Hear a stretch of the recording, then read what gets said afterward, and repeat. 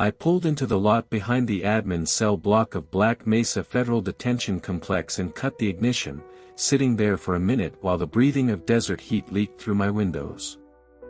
3 months I'd been doing this drive, and I still got that twist in my stomach when I saw those raw concrete ramparts rising out of nothing but sand and scrub brush. The place seemed like someone had dropped a chunk of hell right in the middle of nowhere, which honestly wasn't far off. I took my thermos and lunch bag, locked the car, and made my way toward the staff entrance. The guard tower searchlights combed across the exterior yard and walls in their usual circuit, and I let my eyes ride the floor. First thing you learn working here, don't look at stuff you don't need to see. Evening, Barner. The day shift supervisor nodded as I scanned in with my badge. Stilled overnight so far. Cade would already be in the sunken control bay, probably with his feet up and that thermos of stale coffee that never seemed to empty. I moved through the main artery corridor, past the admin suites that stayed locked after hours. Each footfall returned a dull reply off the raw concrete ramparts, mixing with the distant hum of fluorescence and the occasional clank from the antique boiler vanes. I pushed through the watch detail threshold into the watch station area and found Cade exactly where I'd expected, slouched back in his seat, following the wall of monitors with his eyes half-lidded. His uniform was rumpled like he'd slept in it, which he probably had. Guy was pulling doubles all week to pay for his divorce attorney. "Hey, Reed," he didn't lift his eyes from the monitors. I dropped my things and pulled out the pocket notebook I kept in my breast pocket. Check the write-ups. Go over any day shift occurrences. Make sure we were both on the same page about which inmates needed monitoring. Cade unfolded himself and yawned. Day shift had some excitement in cell block C. Serrano went at it with his cellmate again. They moved him into isolation. Which cell room? Cade finally seemed at me and I could see how spent he was. Bruised half-moons under his eyes, that slightly unfocused look people get when they're running on caffeine and spite. Doc says he's good for general population, but I'd watch him close during rounds. Serrano in isolation cell room 12. Cade stood up and snatched his jacket from the back of his seat. Oh, and the warden Halvorsen wants those occurrence write-ups from last week on his desk come first light Monday. Cade paused at the threshold. You know, Reed, I've been thinking. Maybe take a overnight off, get some sleep. After Cade left, I settled into the seat and seemed at the bank of monitors in front of me. 12 monitors showing different sections of the prison, cell room blocks, corridors, the exterior yard and walls, the kitchen. Nothing on the monitors broke circuit. Inmates in their cells, empty hallways, nothing moving that shouldn't be moving. I pulled out the folded piece of paper I kept in my wallet and read through it one more time. Even though I had every word memorized, Dana Whitlock had given it to me on my 3rd day after I'd mentioned seeing things in my peripheral vision during rounds. She'd pulled me into her office that morning, closed the threshold, and stared at me with those sharp blue eyes for a full minute before speaking. No letterhead, no official stamp, just 6 numbered items that seemed like someone's personal notes. House Rule 1, never look directly at the 4th floor camera feed. The 4th floor has been sealed since 1987, but the cameras still work. The hallways appear empty, but they are not. Guards who stare at this feed for more than 30 seconds are pulled through the screen. House Rule 2, during cell room checks, do not make eye contact with any prisoner. If you accidentally do, freeze immediately and do not move until another guard taps your shoulder. House Rule 3. If you encounter a prisoner outside their cell room during overnight rounds, do not acknowledge them. House Rule 4. Cell room 18 in cell block D has been empty since 1987. The threshold is always locked. If you find it open, Close it immediately without looking inside. Do not write up this. House Rule 5. If you hear chains rattling in the corridors, stop walking and cover your ears until the sound stops. House Rule 6. If you see a prisoner walking away from you down a corridor, follow them until they disappear. Failure to follow will result in becoming lost in corridors that should not exist. I'd read through the list 3 times that first day, thinking it was some kind of hazing ritual. But Dana Whitlock had made me recite each house rule back to her, word for word, and tested me on them every day for 2 weeks. These aren't suggestions, Varner, she'd said. The guards who last longer are the ones who follow the instructions without asking questions. I'd stayed 3 months now, and I was still breathing. Stilled showing up for my shifts, stilled following the instructions exactly as written. Some lasted a week, some made it a month before they stopped showing up. Their lockers would get cleaned out, their uniforms returned to supply, and nobody talked about where they'd gone. Cade was stilled here. We'd started the same week, and we'd both figured out how to survive in a place that seemed designed to kill its employees. I seemed at the monitors again, scanning each screen methodically. Blocks A through C seemed plain. The exterior yard and walls was dark except for the rounds lights. I moved to the next row of monitors, administrative areas, the infirmary, the workshop. My eyes started to drift toward the 4th screen in the top row, the one that showed House Rule 1. I'd made that mistake once about a month ago and caught myself staring at those empty hallways for maybe 20 seconds before I remembered. My vision had started to blur around the edges and for a moment I'd felt like I was falling forward into the screen. Now I kept a piece of tape over that screen, just a small strip across the bottom corner to remind me which one to avoid.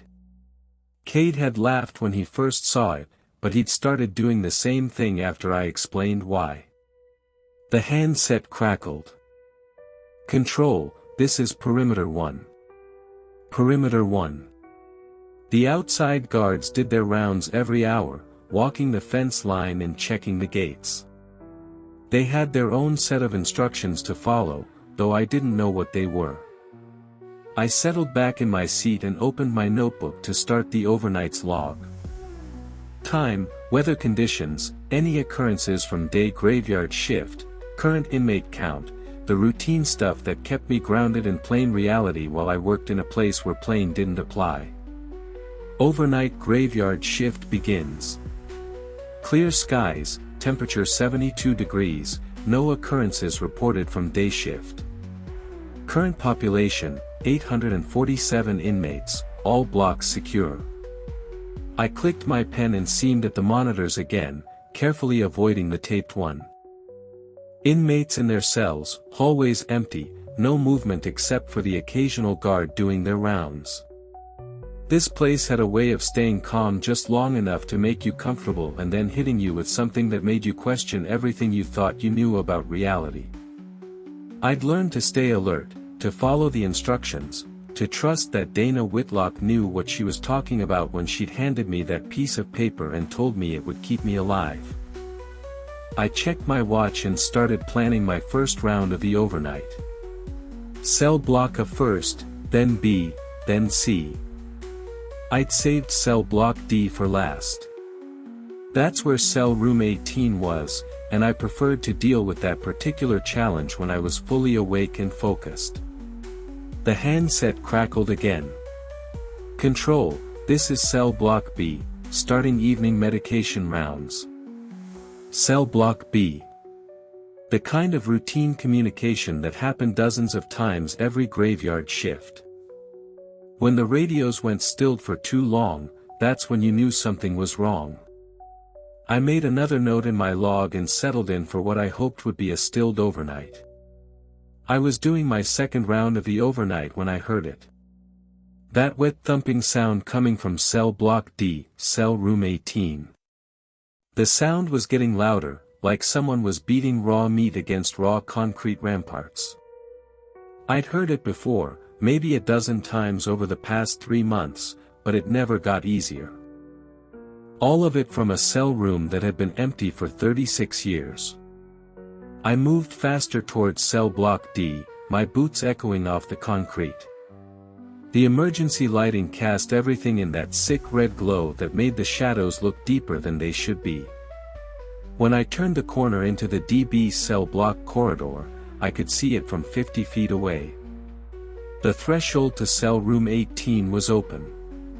__, I said it under my breathing. But in the stilled corridor, it sounded like a shout. House Rule 4 was crystal clear. If you find it open, close it immediately without looking inside. Don't right up it. I moved toward the cell room, keeping my eyes fixed on the floor about 10 feet in front of me.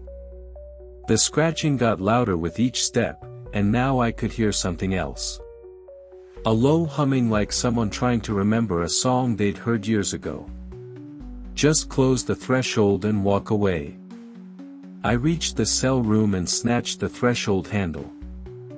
I started to push the threshold shut when something moved in my peripheral vision.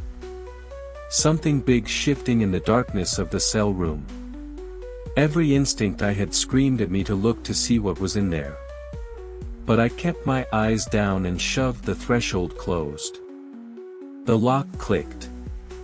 I stood there for maybe 30 seconds, listening to my own breathing and the distant hum of the ventilation system. Then I turned around and made my way back the way I'd come, not looking over my shoulder, not thinking about what I might have seen moving in that cell room. The sound started soft, just a faint metallic clink that could have been pipes settling or the antique boiler vanes acting up. But it got louder fast, turning into the unmistakable rattle of heavy chains dragging across concrete. Even with my hands pressed tight against my head, I could hear those chains rattling and clanking like someone was dragging them through the corridor right behind me. The rattling was so loud now I could feel it in my teeth like someone was shaking a bucket full of chains right next to my head. Complete silence except for the ventilation and my own heartbeat hammering in my ears. I lowered my hands and listened for another few seconds, making sure it was really over. When I was satisfied, I started walking again, heading back toward the main artery corridor. He was maybe 40 feet ahead of me, walking away down the corridor. Average height, wearing the standard orange jumpsuit, moving at a plain pace, like he had somewhere to be. Every inmate should have been locked in their cells hours ago. House Rule 6 kicked in automatically. If you see a prisoner walking away from you down a corridor, follow them until they disappear. His footfalls echoing off the walls. Close enough to keep him in sight, but far enough back that I wouldn't accidentally catch up. We made my way for maybe 2 minutes past the admin suites and through the main artery corridor.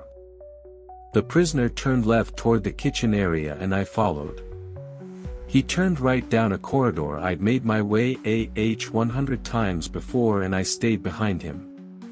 Then he turned left again into a corridor I didn't recognize. Every corridor, every turn, every dead end. But this corridor stretched ahead of us, lined with doors I'd never seen before, lit by fluorescence that flickered in a circuit that hurt my eyes. We passed threshold after threshold, all of them identical, all of them closed. The corridor seemed to go on forever, stretching into darkness that the flickering lights couldn't quite reach.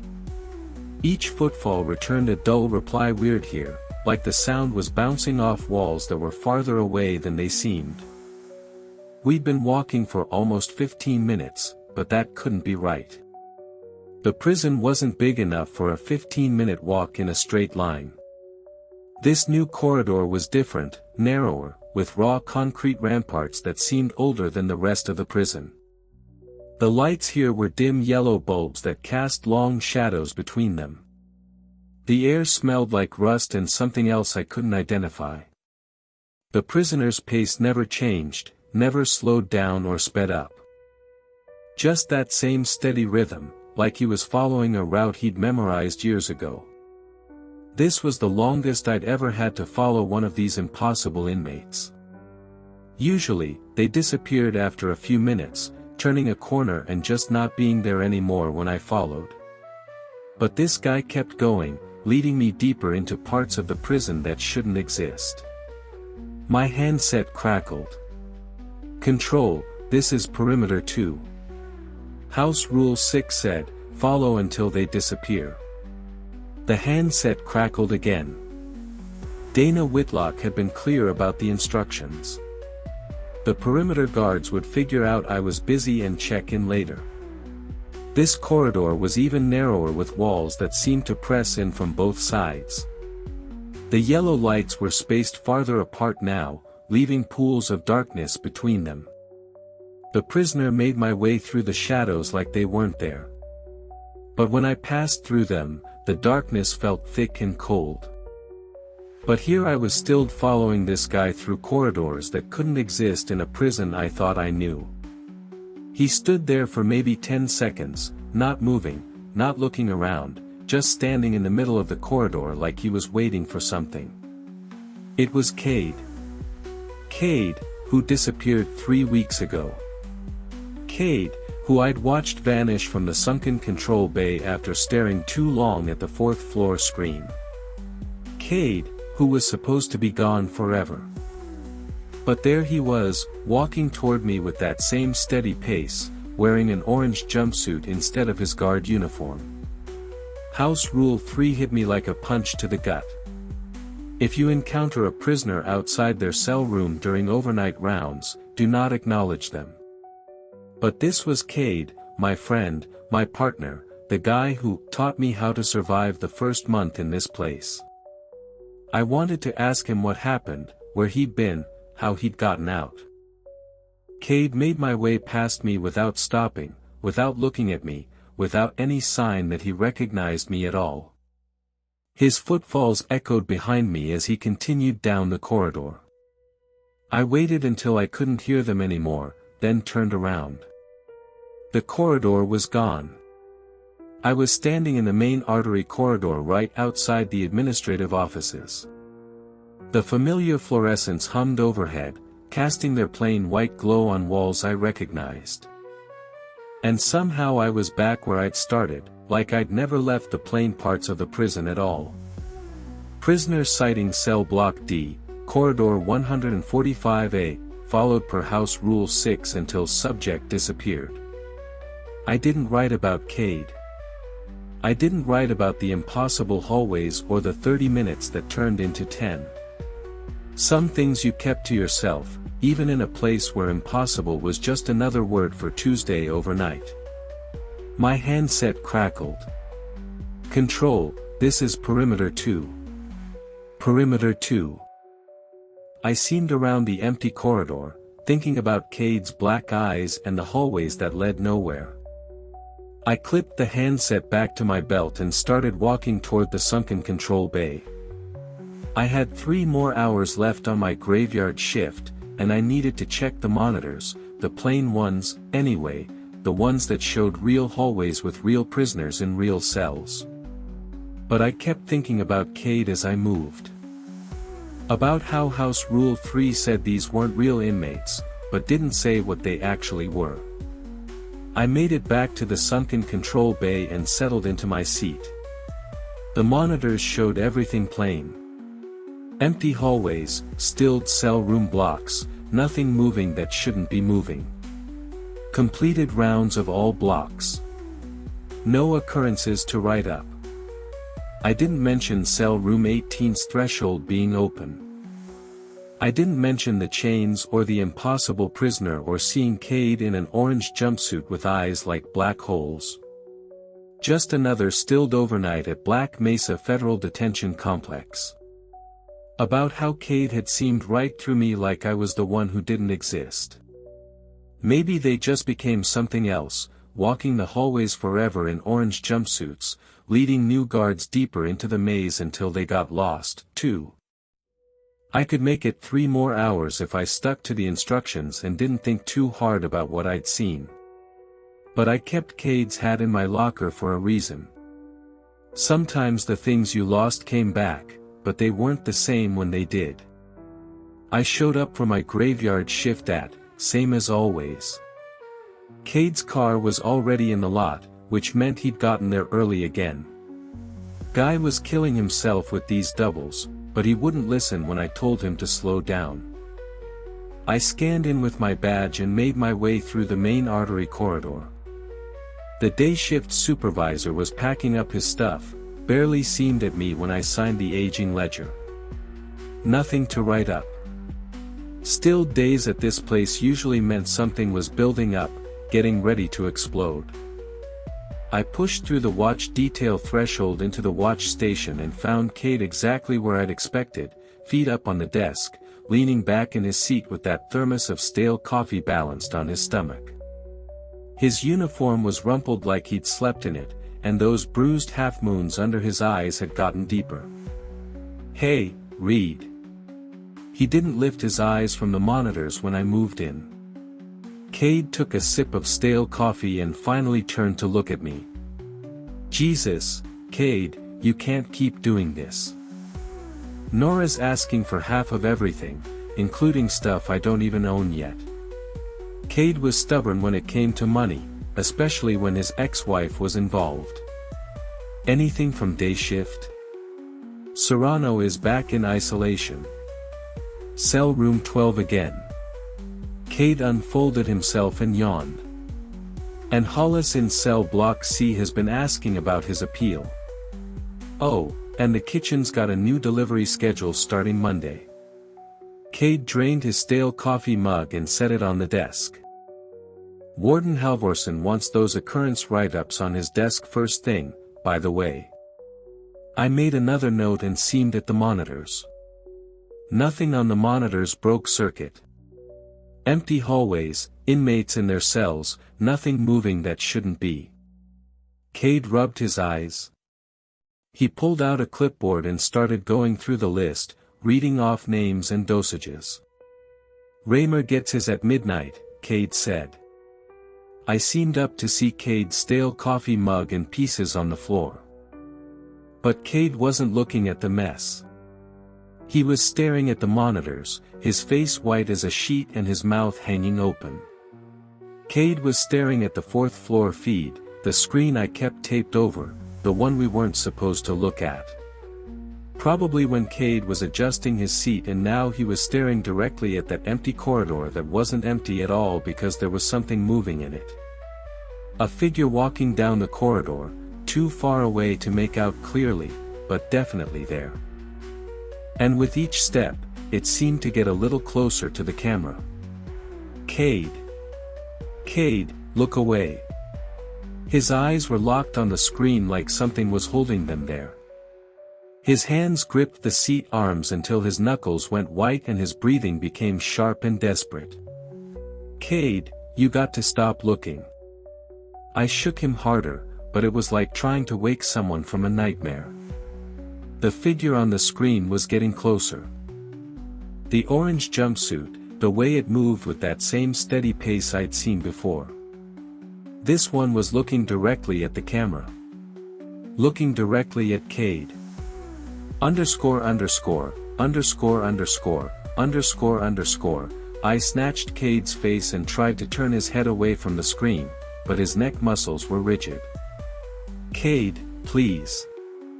His breathing was getting worse, coming in short gasps like he was drowning. Sweat was beading on his forehead, and his pupils were dilated so wide I could barely see the brown of his eyes. The figure on the screen stopped walking. It was maybe 20 feet from the camera now, close enough that I could see its face clearly. It was Cade. Not the Cade sitting next to me, but Cade wearing an orange jumpsuit with those same black eyes I'd seen before. The Cade on the screen smiled and raised one hand, pressing it against what seemed like glass on his side of the camera. The real Cade's breathing stopped completely. I let go of his face and lunged for the screen, slapping my hand over the screen, but I could feel something pushing back from the other side. Cade made a sound, not quite a gasp, not quite a scream. When I seemed back at him, his eyes were starting to roll back in his head. I spun around and ran for the threshold, taking the stairs 3 at a time down to the basement. The electrical room was at the end of a spine of corridor behind a threshold that my master key opened on the second try. My hands were shaking so bad I could barely get the key in the lock. The main breaker for the camera system sat in a metal box on the far wall. I yanked it open and flipped the switch, shutting down every screen in the facility. The lights went out immediately, plunging the basement into complete darkness. Emergency lighting kicked in after 30 seconds, bathing everything in that eerie red glow that made the raw concrete ramparts look like they were covered in blood. I ran back upstairs, using my flashlight to navigate the red-lit hallways. My boots echoed off the walls as I sprinted toward the sunken control bay, praying I wasn't too late. I burst through the threshold and found Cade's seat spinning slowly, empty except for his hat sitting on the seat. His broken stale coffee mug was stilled on the floor, stale coffee spreading in a dark puddle that seemed black under the emergency lights. Cade was gone. "Cade," I called out, but my voice just echoed back at me. "Cade, where are you?" I even ran outside to check the lot behind the admin cell block, but his car was still there. Back in the sunken control bay, I turned on the emergency monitors, the ones that ran on backup electric feed and only showed the main corridors. The footage from the last few minutes showed Cade sitting in his seat one moment, then the screen going black when I cut the electric feed. When the emergency cameras came back online, the seat was empty. He'd vanished in the 30 seconds of darkness between the main electric feed cutting out and the backup kicking in. I stood there in the red-lit sunken control bay, staring at Cade's empty seat and trying to figure out what to tell people. How do you explain that your partner disappeared into a screen? How do you write a write-up about something that shouldn't be possible? I sat down at the desk and pulled out an occurrence write-up form. My hands were still shaking, but I managed to write in cell block letters. Guard Cade Dawes, abandoned post at approximately p. A lie that made sense in the plain world where guards didn't get pulled through monitors by things that wore their faces. I finished the write-up and clipped it to the duty log. Cade's final paycheck would go unclaimed. His car would sit in the lot behind the admin cell block for a week before his ex-wife had it towed away, and I'd be the only one who knew what really happened to him. The handset crackled. "Control, this is Perimeter 1. Perimeter 1. My voice sounded plain, professional, like nothing had happened, like I hadn't just watched my friend disappear into whatever nightmare lived on the 4th floor. I seemed at the emergency monitors, scanning the red-lit corridors for any sign of movement. I picked up Lyon's hat from the seat and held it for a moment, feeling the weight of it in my hands. Then I moved to my locker and put it inside right next to my copy of the instructions. I had 5 more hours left on my graveyard shift.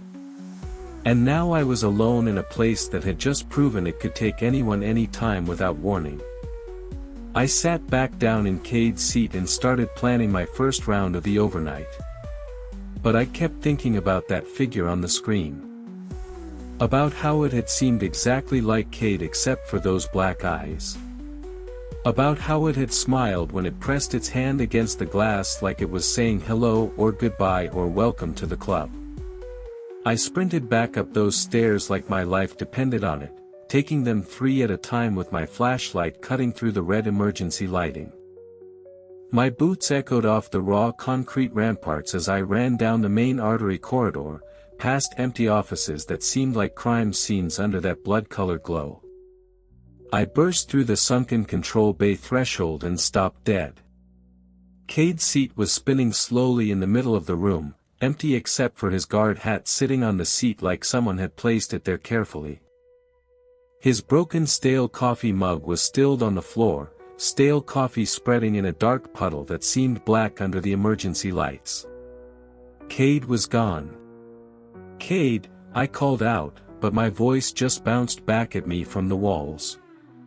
"Cade, where are you?" I snatched my flashlight and started searching the bathroom down the hall. I kicked open every stall threshold, checked behind the sinks, even seamed in the supply closet. Chairs pushed under tables like nobody had been there for hours. I ran outside to the lot behind the admin cell block, my breathing coming out in white puffs in the cold desert air. Cade's beat-up Honda was still sitting in the same spot where he'd parked it. Back inside, I checked the emergency monitors, the ones that ran on backup electric feed and only showed the main corridors. I rewound the footage to right before I'd cut the main electric feed. There was Cade sitting in his seat staring at that fourth-floor screen. Then the screen went black when I'd killed the electric feed. When the emergency cameras came back online, the seat was empty, just spinning slowly like someone had given it a push. Cade had vanished in those 30 seconds between the main electric feed cutting out and the backup kicking in, like he'd been sucked into whatever nightmare lived on that fourth floor. My hands were shaking so bad I could barely hold my pen, but I had to write something. The occurrence write-up form stared up at me, all those blank lines waiting for an explanation. How do you tell people your partner got pulled through a screen by something wearing his face? I started writing in cell block letters. Guard Lean Dawes abandoned post at approximately p.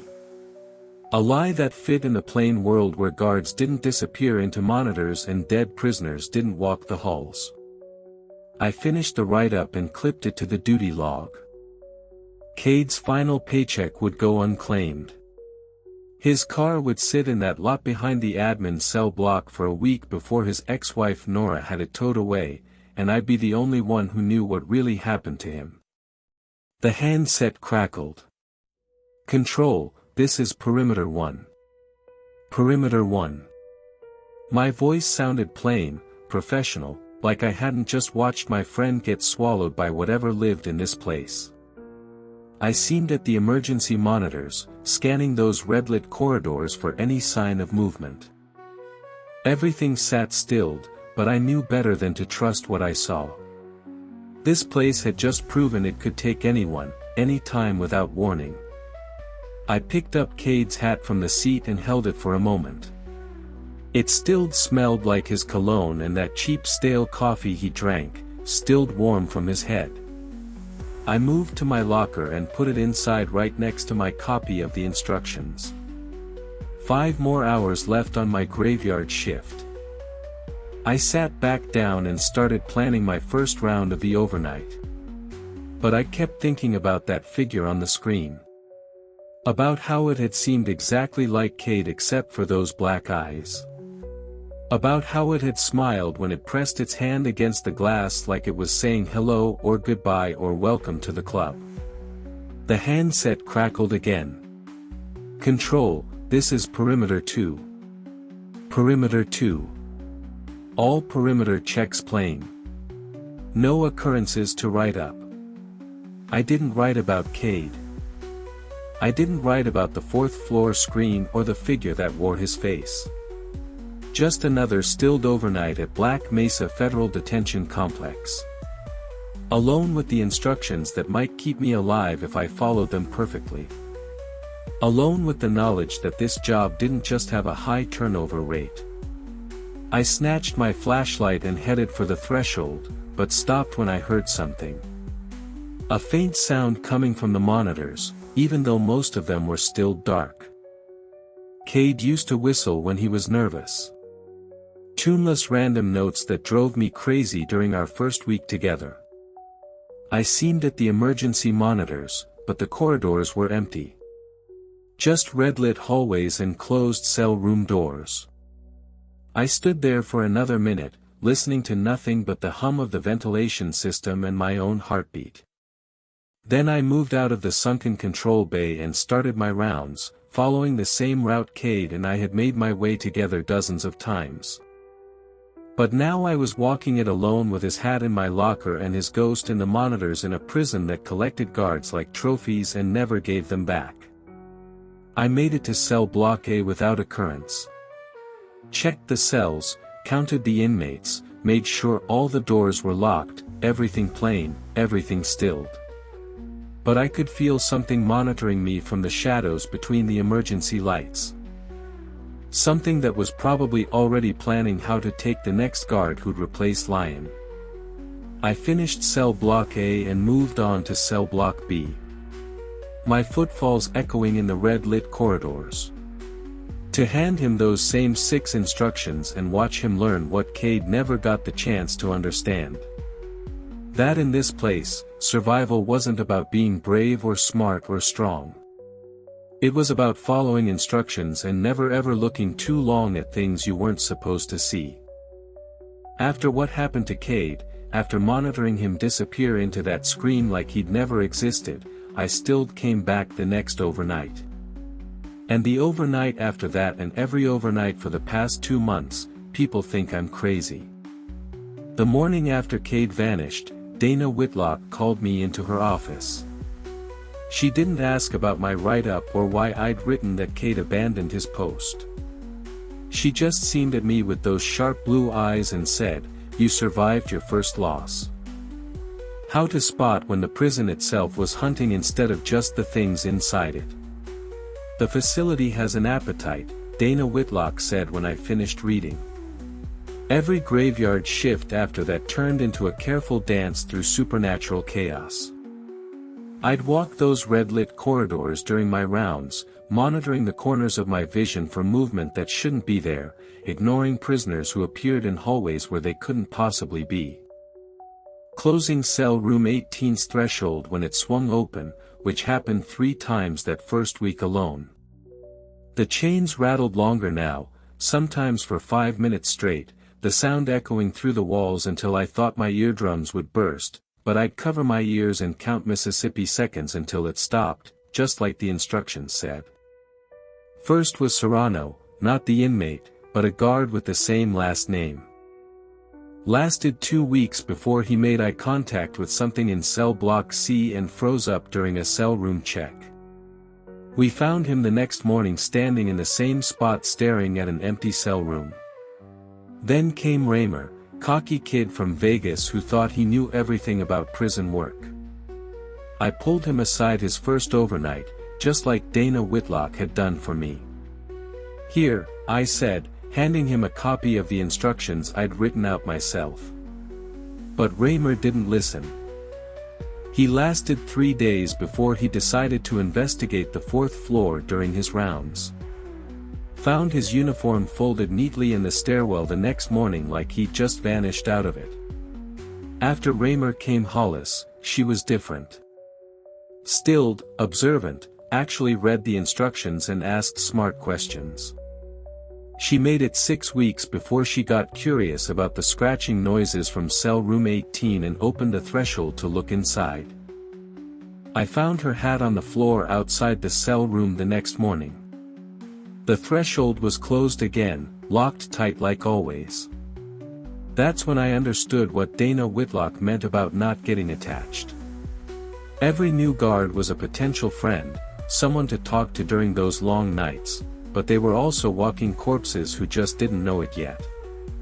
I'd hand over the instructions, explain what I could, and watch them make their choices.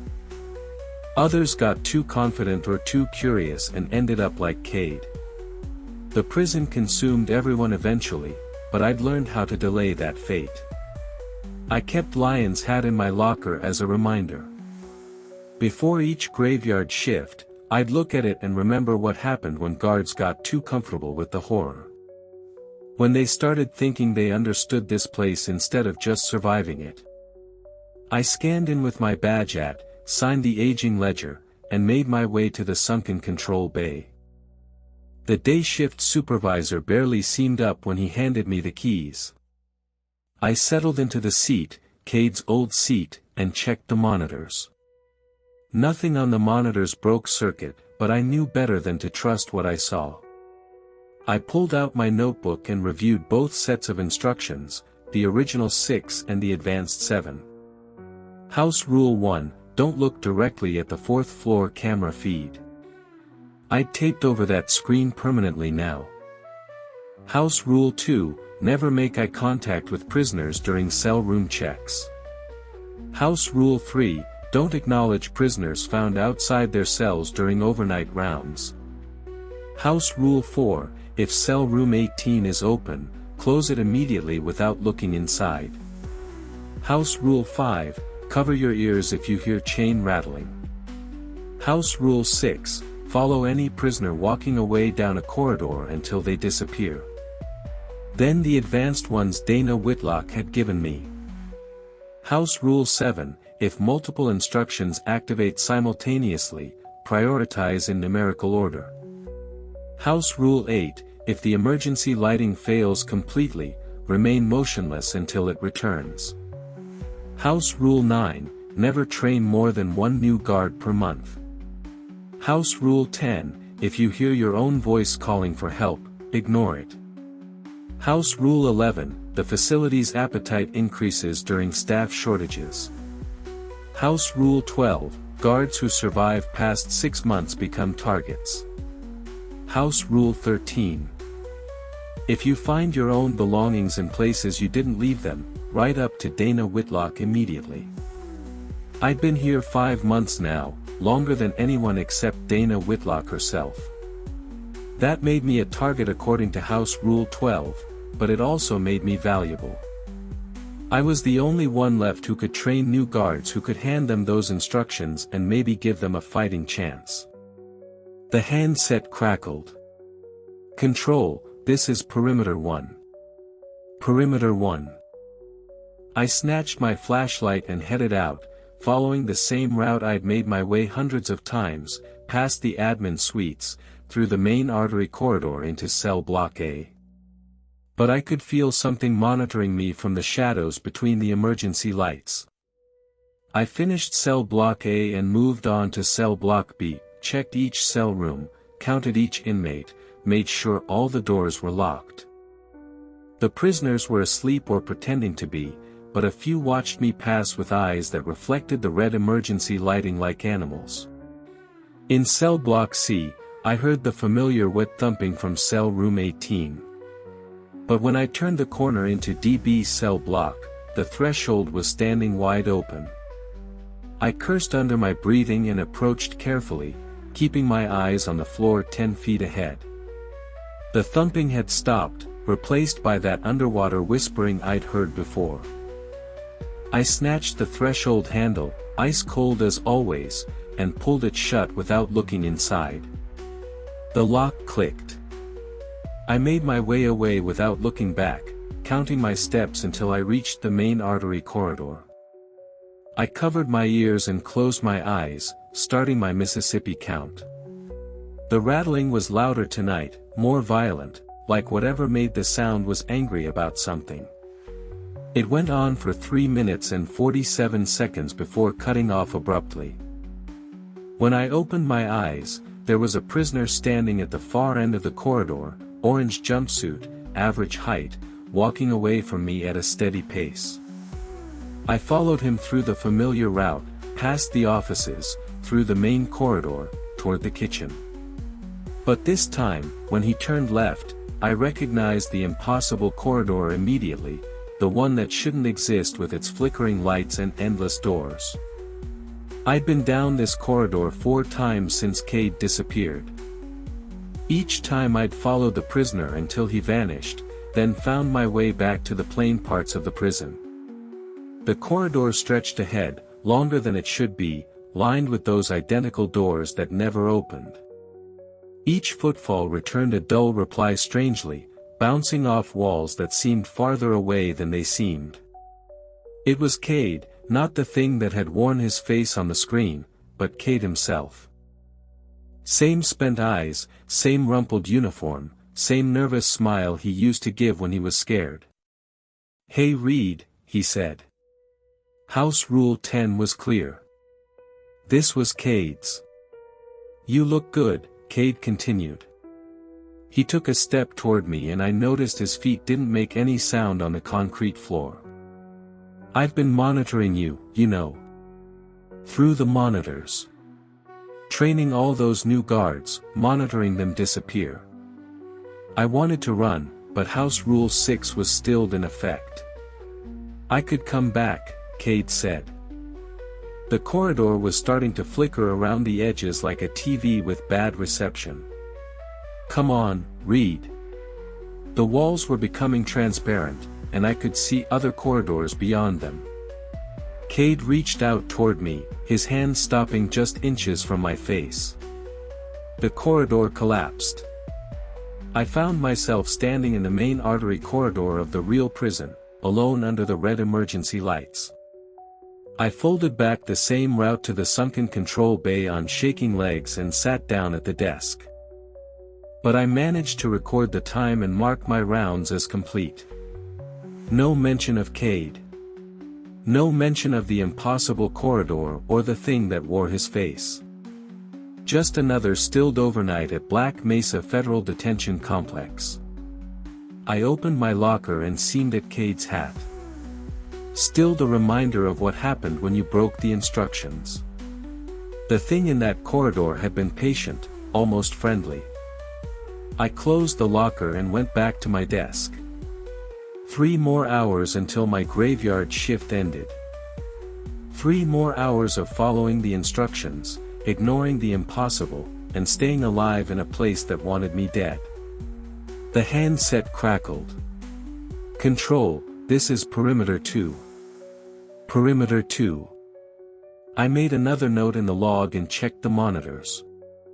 This place had just proven it could take anyone's face, anyone's voice, and use it against you. It had shown me exactly how much it knew about what I wanted, what I missed, what I was afraid of. The prison was learning, getting smarter, and I was running out of ways to stay ahead of it. I pulled out my notebook and started writing a new house rule. House Rule 14. If dead colleagues appear and speak to you, maintain visual focus above their left shoulder until the corridor collapses. Or maybe the prison would just find a new way to hunt, a new face to wear, a new voice to use. Tonight I had instructions to follow and rounds to finish, and Cade's had to remind me that some offers were too dangerous to accept. The morning after Cade disappeared, I sat in Dana Whitlock's office staring at the occurrence write-up I'd filed. She hadn't called me in to ask questions about it, hadn't demanded explanations for why I'd written that Cade abandoned his post due to personal stress. "Advanced instructions," she said, "for guards who make it past their first loss." I picked up the paper with hands that were still shaking from the overnight before. 7 new instructions typed in the same format as the original 6, but these were different, darker, like they'd been written by someone who'd watched this place consume people for decades. House Rule 7. If multiple instructions activate simultaneously, prioritize in numerical order. House Rule 8, if the emergency lighting fails completely, remain motionless until it returns. House Rule 9, never train more than 1 new guard per month. House Rule 10, if you hear your own voice calling for help, ignore it. House Rule 11, the facility's appetite increases during staff shortages, expect more activity. House Rule 12, guards who survive past 6 months become targets. House Rule 13. If you find your own belongings in places you didn't leave them, write up to Dana Whitlock immediately. Dana Whitlock was monitoring me with those sharp blue eyes that had seen way too many guards vanish. They either quit or get careless thinking they understand this place. Following instructions keeps you breathing. I folded the new instructions and put them in my wallet next to the original 6. What happened to Cade? Cade broke House Rule 1. What matters now is whether you can do his job without making his mistakes. That overnight, I moved into the sunken control bay knowing everything had changed. I was the senior guard on overnight graveyard shift. Even though I'd only been there 3 months, Cade's responsibilities were mine now. His seat, his rounds, his graveyard shift write-ups, his chances of not making it to morning. I settled at the desk and checked the monitors. The 4th floor camera was still taped over, but I could feel it monitoring me anyway, like whatever lived up there knew I was alone now. The handset crackled. "Control, this is Perimeter 1. Perimeter 1. I pulled out both sets of instructions and read through them again. I memorized the new ones the same way I'd memorized the originals, word for word, until I could recite them in my sleep. I made it halfway through cell block A before I heard the chains. This was immediate, violent, like someone was dragging heavy links across concrete right next to my ear. I covered my ears and closed my eyes, starting my Mississippi count. The sound went on for 4 minutes, longer than it had ever lasted before. When it finally stopped, I opened my eyes and saw a prisoner standing in the corridor ahead of me, orange jumpsuit, average height, walking away at a steady pace. House Rule 6 kicked in automatically. But as I started walking, I heard wet thumping from the direction of cell block D. Cell room 18 was acting up again. House Rule 4 said I had to close it if it was open, but House Rule 6 said I had to follow the prisoner. House Rule 7 said prioritize in numerical order. I kept following the prisoner, letting the thumping echo behind me as we moved through the corridors. He led me past the offices through the main artery corridor toward the kitchen. When he turned left, I found myself in that impossible corridor again. The prisoner made my way for what felt like 20 minutes before vanishing into thin air. I stood there for a moment, listening to my own breathing echo off walls that shouldn't exist, then turned around and made my way back to the real prison. The thumping from cell room 18 had stopped, but when I reached cell block D, the threshold was standing wide open. I approached carefully, keeping my eyes on the floor 10 feet ahead. The scratching sound started as I got closer, fingernails dragging across metal. Desperate and hungry, I snatched the ice-cold threshold handle and pulled it shut without looking inside. The lock clicked. I moved away, counting steps, but I'd only made it to 15 when I heard the threshold crack open again. Cell room 18 was open again. Darkness spilling out into the red-lit corridor. Every time I closed the threshold, it would swing open again before I could get 20 steps away. Whatever was inside was getting impatient, testing how far it could push before I'd break and look. On the 11th time, I closed the threshold and immediately started walking away without counting. I made it all the way back to the control room before I heard the distant sound of the threshold slamming shut on its own. House Rule 11 said the facility's appetite increased during staff shortages, and we were definitely short-staffed. Cade's replacement wouldn't start for another week, assuming they could find someone willing to work overnight graveyard shift at a maximum watch detail prison in the middle of nowhere. No mention of impossible prisoners or doors that wouldn't stay closed, just routine rounds, all plain. The handset crackled. "Control, this is Perimeter 2. Perimeter 2. 3 more hours until my graveyard shift ended. 3 more hours of being the only guard inside these walls with whatever lived in the shadows. If I was going to survive as senior guard, I needed to document everything. Every circuit, every escalation, every new trick this place tried to pull. So loud I thought my eardrums would burst even with my hands pressed over my ears. When they stopped, I found my pen had rolled off the desk and was lying on the floor 10 feet away.